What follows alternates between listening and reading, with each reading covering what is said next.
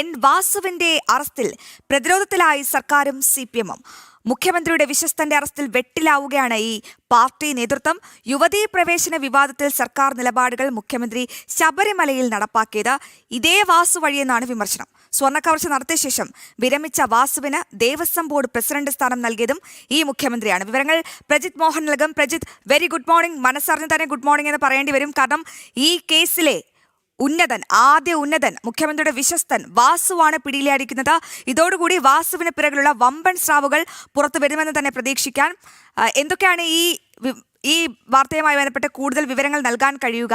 ഈ എൻ വാസുവിന്റെ അറസ്റ്റോടുകൂടി സിപിഎമ്മും സർക്കാരും ഒക്കെ അടിമുടി പ്രതിരോധത്തിലാവുകയല്ലേ?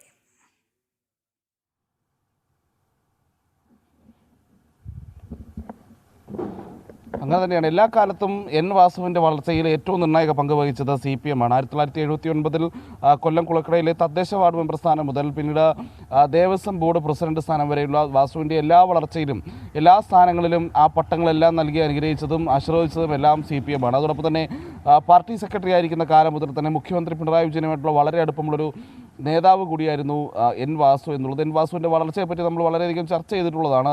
അദ്ദേഹം പിന്നീട് പലതരത്തിലുള്ള പോസ്റ്റുകളിൽ എത്തുന്നതും ഒടുവിൽ ദേവസ്വം കമ്മീഷണറാകുന്നതും അത് 2 തവണ ആ രീതിയിൽ തുടരുന്നതും ഒടുവിൽ ദേവസ്വം പ്രസിഡന്റായി മാറുന്നതും ഒക്കെ ചർച്ച ചെയ്തിട്ടുള്ളതാണ്. പക്ഷേ ഇത്തരത്തിൽ എല്ലാ സ്ഥാനവും നൽകി അവരോധിച്ച എല്ലാ കസേരകളിലും കൊണ്ടിരുത്തിയ വാസുവിനെ ഇപ്പോൾ ഏറ്റവും ഒടുവിൽ പാർട്ടി കൈവിടേണ്ടി വന്നൊരു സാഹചര്യമുണ്ട്. പ്രത്യേകിച്ച് ഈ പ്രത്യേക അന്വേഷണ സംഘം 2 തവണ ചോദ്യം ചെയ്തതിനു ശേഷം അറസ്റ്റ് ചെയ്യുന്നതിലേക്ക് പോയത് പിന്നിൽ ഒടുവിൽ മുഖ്യമന്ത്രി അടക്കമുള്ളവർ ഈ അറസ്റ്റിന് സമ്മതം മൂടിയത് കൊണ്ടാണ് പ്രത്യേക അന്വേഷണ സംഘം വാസുവിനെ അറസ്റ്റ് ചെയ്തത് എന്നുള്ളത് കൂടി നമ്മൾ മനസ്സിലാക്കേണ്ടതുണ്ട്. അങ്ങനെ ഏറ്റവും ഒടുവിൽ വാസുവിനെ കൈവിടേണ്ടി വന്നൊരു സാഹചര്യം പാർട്ടിക്കുണ്ട്. അത് തദ്ദേശ തെരഞ്ഞെടുപ്പിൻ്റെ പശ്ചാത്തലത്തിൽ ഒരു തിരിച്ചടി നേരിടാനുള്ള സാഹചര്യമൊക്കെ കണക്കിലെടുത്താണ് അങ്ങനെ ഒരു സമീപനത്തിലേക്ക് പാർട്ടി പോയത് എന്നുള്ളത് കൂടി നമ്മൾ മനസ്സിലാക്കേണ്ടതുണ്ട്. എന്തായാലും ഇതിൽ ഏറ്റവും പ്രധാനപ്പെട്ട ഒരു വിഷയം എന്ന് പറയുന്നത് ഈ യുവതീ പ്രവേശന വിവാദ കാലത്ത് സർക്കാരിൻ്റെ നിലപാടുകൾ ശബരിമലയിൽ എൻഡോഴ്സ് ചെയ്ത അല്ലെങ്കിൽ ശബരിമലയിൽ നടപ്പിലാക്കിയ ഉദ്യോഗസ്ഥനാണ് അന്നത്തെ ദേവസ്വം കമ്മീഷണറായിരുന്ന എൻ വാസു എന്നുള്ളത്. അതേ കാലയളവിൽ തന്നെയാണ് ഈ സ്വർണ്ണക്കവർച്ച വിവാദവും ഉണ്ടാകുന്നത്. അങ്ങനെ 2018-19 കാലത്ത് ശബരിമലയിലെ എല്ലാ വിവാദങ്ങളുടെ ഇരിക്കുന്ന സമയത്തും CPMൻ്റെ നയങ്ങൾ ശബരിമലയിൽ നടപ്പിലാക്കാൻ മത്സരിച്ചൊരു ഉദ്യോഗസ്ഥനെ ഇപ്പോൾ കൈവിടേണ്ടി വന്നൊരു സാഹചര്യത്തെപ്പറ്റി വിശദീകരിക്കാൻ പോലും കഴിയാതെ കുഴങ്ങുകയാണ് പാർട്ടി. കാരണം തദ്ദേശ തിരഞ്ഞെടുപ്പാണ്. വാർഡുകൾ തോറും കയറിയിറങ്ങി പ്രവർത്തകർ ഓരോ വീടുകളിലും എത്തേണ്ട സാഹചര്യമുണ്ട്. അവിടെയെല്ലാം ഈ ശബരിമലയുമായി ബന്ധപ്പെട്ട ചോദ്യങ്ങളുണ്ടാകും. സ്വർണ്ണക്കവർച്ചയെക്കുറിച്ചുള്ള ചോദ്യങ്ങൾ പാർട്ടി നേരിടേണ്ടി വരും. ഈ ചോദ്യങ്ങൾക്കൊന്നും കൃത്യമായി മറുപടി നൽകാൻ CPMന് കഴിയുന്നില്ല. കാരണം എങ്ങനെയാണ് എൻ വാസുവിനെ പോലെ ഒരാളെ പാർട്ടിയുടെ ആവശ്യപ്രകാരം ഇക്കാര്യത്തിൽ വാസുവിനെ മാത്രം കുറ്റം പറയാൻ കഴിയില്ല. കാരണം എന്തെന്നാൽ ഈ യുവതീ പ്രവേശന സമയത്തിന് കുട പിടിച്ച വാസു, ഈ ശബരിമലയിലെ സകല ആചാര ലംഘനത്തിനും കുട പിടിച്ച വാസു അവിടെ നടപ്പിലാക്കിയത് CPMന്റെ സർക്കാരിന്റെ അജണ്ടയാണെന്ന് വ്യക്തമല്ലേ? ഈ സ്വർണ്ണക്കൊള്ളയും അത്തരത്തിൽ CPM നേതാക്കളെല്ലാം അറിഞ്ഞുകൊണ്ട് നടത്തിയ ഒരു കൊള്ള തന്നെ ആയിരിക്കില്ലേ പ്രജിത്ത്?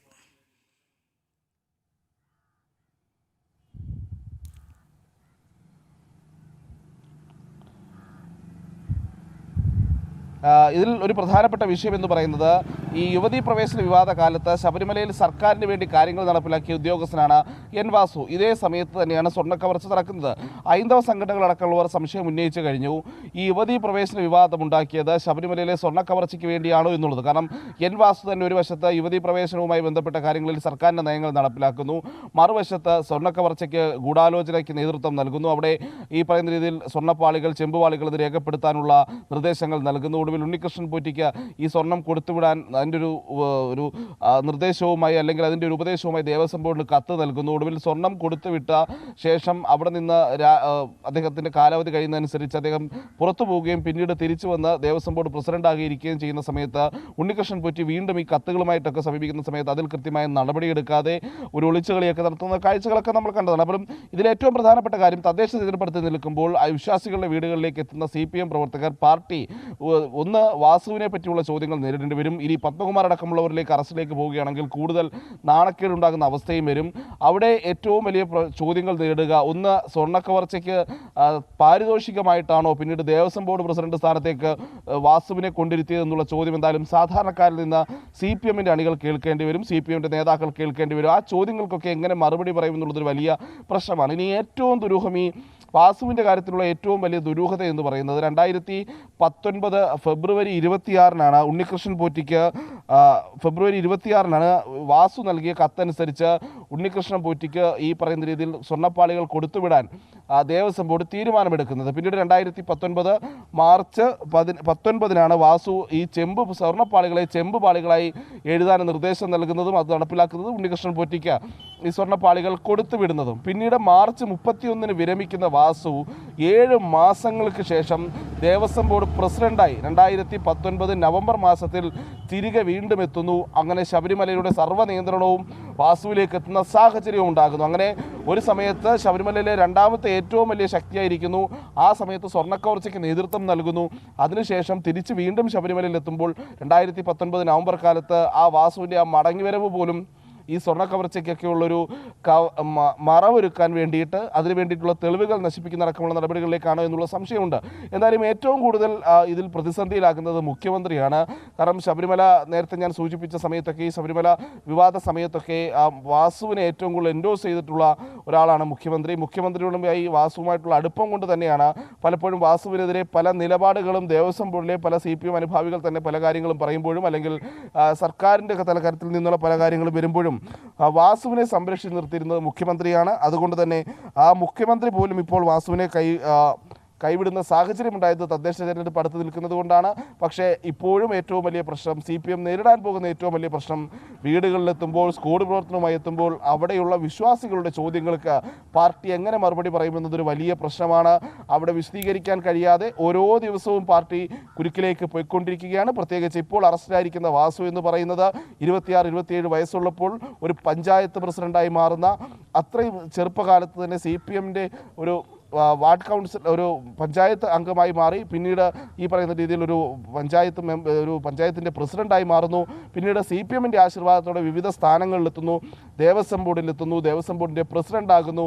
അങ്ങനെ CPM എല്ലായിടത്തും കൊണ്ട് സ്ഥാപിച്ച CPM എല്ലായിടത്തും കസേരയിട്ടിരുത്തിയൊരു ഉദ്യോഗസ്ഥൻ, ഒരു രാഷ്ട്രീയ നേതാവ് പിന്നീട് സ്വർണ്ണക്കവർച്ച പോലെയുള്ളൊരു വലിയ കൊള്ളയിൽ ദേവൻ്റെ സ്വത്ത് മോഷ്ടിച്ച സംഭവത്തിലാണ് അറസ്റ്റിലാക്കുന്നത്. അതൊക്കെ എങ്ങനെ തദ്ദേശത്തിൽ വിശദീകരിക്കുമെന്നറിയാതെ ഇപ്പോൾ പെടാപ്പാട് പെടുകയാണ് CPMഉം CPMൻ്റെ അണികളും. ഇതിൽ ഏറ്റവും പ്രധാനപ്പെട്ട ഒരു കാര്യം, നേരത്തെ തന്നെ മുഖ്യമന്ത്രിയുമായി ബന്ധപ്പെട്ട ഈ തെരഞ്ഞെടുപ്പ് കാലത്തൊക്കെ വരുമ്പോൾ മുഖ്യമന്ത്രിയുടെ ചില പ്രവർത്തികൾ ഉണ്ടാക്കുന്ന പ്രശ്നങ്ങൾ പാർട്ടിക്കുള്ളിലെ ഒരു വിഭാഗം ചൂണ്ടിക്കാട്ടാറുണ്ട്. പ്രത്യേകിച്ച് പിണറായി വിരുദ്ധ വിഭാഗം എപ്പോഴും അത് ചൂണ്ടിക്കാട്ടാറുണ്ട്. ഇത്തവണയും അവരത് ചൂണ്ടിക്കാട്ടുന്നുണ്ട്. കാരണം മുഖ്യമന്ത്രി കൊണ്ട് അവരോധിച്ച വാസു കാരണം പലയിടങ്ങളിലും പ്രവർത്തകർക്ക് പുറത്തിറങ്ങി വോട്ട് ചോദിക്കാൻ പോലും പറ്റില്ല എന്നുള്ളൊരു അവസ്ഥയിലേക്ക് കാര്യങ്ങൾ പോയിട്ടുണ്ട് എന്നുള്ളൊരു വിമർശനം മുഖ്യമന്ത്രിയെ കേന്ദ്രീകരിച്ചും ഇപ്പോൾ CPMനുള്ളിൽ ഉയരുന്നുണ്ട്. അശ്വതി. യെസ് പ്രജിത്ത്, കാര്യങ്ങൾ വളരെ വ്യക്തമാണ്. വാസുവിന്റെ അറസ്റ്റിൽ പ്രതിരോധത്തിലാവുകയാണ് സർക്കാരും CPMഉം. മുഖ്യമന്ത്രിയുടെ വിശ്വസ്തനാണ് പ്രിയപ്പെട്ട പ്രേക്ഷകരെ ഈ സ്വർണ്ണ കവർച്ച കേസിൽ അറസ്റ്റിലായിരിക്കുന്നത്. അതായത് ഈ കേസിൽ അറസ്റ്റിലാകുന്ന ആദ്യത്തെ ഉന്നതനാണ് ഈ വാസു.